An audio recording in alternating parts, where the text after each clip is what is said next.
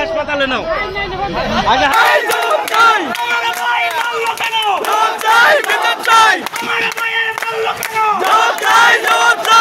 কর্তৃপক্ষ উনি নিজেই খিটখিটে মিজাচ্ছে। উনি আগেও যে সমস্ত ডিভিশনে ছিল আমরা ওনার আন্ডারে ছিলাম, অথচ আমরা ইফতার ভাত খাওয়া থুয়ে ঝড় বৃষ্টির সময় আমাদের চলে যেতে হয়, ভাতও অনেক সময় খাইতে পারি না। আমি মোহাম্মদ আমিনুল ইসলাম, আমি ল্যামগ্যাংয়ের সহকারী লাইনম্যান, মণিপুর ডিভিশন।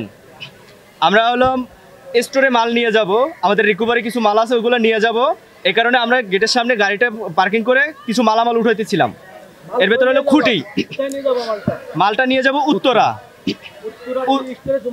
হ্যাঁ, উত্তরে স্টোরে জমা দিতে নিয়ে যাব। এর ভিতরে অ্যাকশন স্যারের ইব্রাহিমপুরের অ্যাকশন স্যারের গাড়ি ঢুকছে, আরাফাত রহমান কিবরিয়া স্যারের গাড়ি ঢুকছে। সে আবার আমাদের যে গাড়িটা পার্কিং করা ছিল ওই গাড়ির সামনে দিয়ে ঢুকছে। ঢুইকা পরে বের হইয়া ড্রাইভারে দিয়ে তার ড্রাইভারে দিয়ে ডাকাইছে যে এই গাড়ির ড্রাইভারকে। পরে আমার এই ড্রাইভারে ডাকছে। এর মাঝখানে আমার সাথে কথা বলছে, আমার সাথে বলছে এটা যে এখানে গাড়ি রাখছো কেন? আমি বলছি স্যার আমরা কিছু রিকভারি মাল আছে এগুলো নিয়ে যাবো স্টোরে, এগুলো এই জন্য রিকভারি মালগুলো উঠাচ্ছি। রিকভারি মাল হলো খুঁটি, বিদ্যুতের যে খাম্বাগুলো আছে ওই খাম্বা, 3টা খাম্বা, 2টা খাম্বা উঠানো হয়েছে, একটা খাম্বা ছিল ওইটা ছিল আমাদের ঘাড়ে, আমরা ওইটা উঠাইতেছিলাম। এখন সে বলছে গাড়ি এখান থেকে সরাও। আমি বলছি স্যার আমাদের খাম্বাটা উঠানো হয়ে গেলে আমরা সরাই দিচ্ছি। এটা হলো কিবরিয়া স্যার। এক পর্যায়ে পরে আমার ড্রাইভারে ডাকছে, ড্রাইভারের ডাইকা ড্রাইভারের কার্ড, এই যে ড্রাইভিং লাইসেন্সের যে কার্ড, এই কার্ডটা ধরে তারপর বলতেছে মাস্তানি করো। আমার এখানে মাস্তানি চলবে না, এখানে যদি মাস্তানি করো তাহলে আমরা জবাই করবো, হ্যান করবো, ত্যান করবো, অনেক কিছু বলছে। এখন এক পর্যায়ে পরে আমার এই যে ভিকটিম যে আহত হয়েছে সে হলো আমার এখানে লাইনম্যান, আমার ওস্তাদ, সে হলো লাইনম্যান বাদশা। এক পর্যায়ে উনি বলছে যে আপনারা ভিতরে চলে যান, আপনারা ভিতরে চলে গেলে গ্যাঞ্জামটা শেষ হয়ে যায়। এরপরে ড্রাইভার, ওনাদের যে ডেস্কোর যে ড্রাইভার, অ্যাকশনের ড্রাইভার আর ইয়ার ড্রাইভারগুলো আসা, তারপরে এর সাথে তর্ক বিতর্ক হলো। এরপরে এক পর্যায়ে অ্যাকশন কিবরিয়া স্যার আইসা বাদশার কলার ধরে চেপে ধরলো, এইভাবে কলার চেপে ধরছে। এখানে অনেক লোক ছিল, একবার এরকম গলা টিপে ধরছে, এরপর এখানে ঘুষি দিচ্ছে, এখানে এরকম ফুলে উঠছে।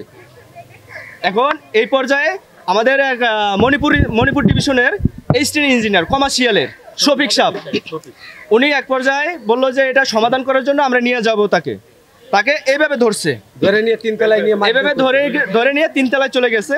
3 তলায় নিয়ে প্রথমে এই গেট বন্ধ করছে, মেইন গেট, তারপরে কেসি গেট বন্ধ করছে, তারপরে ওই রুমের যে রুমে ঢুকাইছে 3 তলার রুমের গেট বন্ধ করছে, তারপর ওখানে বসে এলোপাতারি মারামারি হয়েছে। সে বলছে আমার একটা পাও ভাঙা, আমারে মারেন না স্যার, আমারে আমার একটা পাও ভাঙা।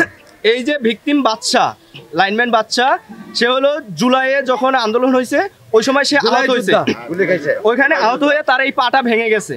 এই পার ভিতরে রড ঢুকানো, প্রত্যেক মাসে তার 2-3 বার করে চেক আপ করাইতে যেতে হয়। কর্তৃপক্ষ উনি নিজেই খিটখিটে মিজাচ্ছে। উনি আগেও যে সমস্ত ডিভিশনে ছিল আমরা ওনার আন্ডারে ছিলাম। উনি উত্তেজনামূলক, ওনার শ্বশুর ছিল আওয়ামী লীগের একজন নেতা, উনি সেই নেতাগিরি করে উনি আমাদের বিরুদ্ধে এইভাবে করতো, এবং আমরা ঠিকাদার প্রতিষ্ঠানের গ্যাং, আমাদের উনি সহ্যই করতে পারে না। অথচ আমরা ইফতার ভাত খাওয়া থুয়ে ঝড় বৃষ্টির সময় আমাদের চলে যেতে হয়, ভাতও অনেক সময় খাইতে পারি না। উনি সব সময় আমাদের আরও কয়েকজনকে মারছে। এই ঘটনা শুনে তারাও ক্ষিপ্ত হয়েছে, দুঃখজনক জানাইছে যে সে এই ধরনের একজন লোক, তার শ্বশুর ছেলে আওয়ামী লীগের লিডার, সেই হিসেবে সে প্রভাব খাটাইছে। এখন তো সে প্রভাব খাটাইতে পারে না। আগেও ঘটছে, আগেও আমাদের সাথে কয়েকবার করছে, কিন্তু সেই সময় তার শ্বশুর আওয়ামী লীগের নেতা ছিল। আগেও ঘটছে, আওয়ামী লীগের নেতা ছিল, এই জন্য কেউ কিছু বলে নাই।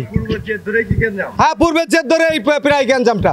পুলিশের সহযোগিতা তেমন পাইনি, সেনাবাহিনীর সহযোগিতা পাচ্ছি, এবং তারা আমাদের আশ্বাস দিচ্ছে যে না আপনারা গ্যাঞ্জাম, আমরা বলছি আমরা গ্যাঞ্জাম করবো কেন, আমরা মানুষের সেবা দেই, আমরা শান্তিপ্রিয় লোক, আমরা তো গ্যাঞ্জাম করার জন্য আসিনি, আমরা আসছি এটা একটা সুষ্ঠু বিচারের জন্য। এবং এর মধ্যে তারা একটা নাটক করছে, তারা গিলাস ভাঙে, তারা হলো যেখানে হাতে আঘাত করে, তারা বলছে আমাদের এরকম মারছে, কিন্তু আমরা স্যারদের কথা সবসময়ের জন্য শুনতে বাধ্য, আমরা স্যারদের গায়ে হাত দিই। আমরা এটা সুষ্ঠু বিচার চাইতেছি, এবং যতদিনে আমাদের এটা সুষ্ঠু বিচার না হবে ততদিন পর্যন্ত 24 ডিভিশন, আমাদের 24টা ডিভিশনে সমস্ত কাজ স্থগিত করা হবে।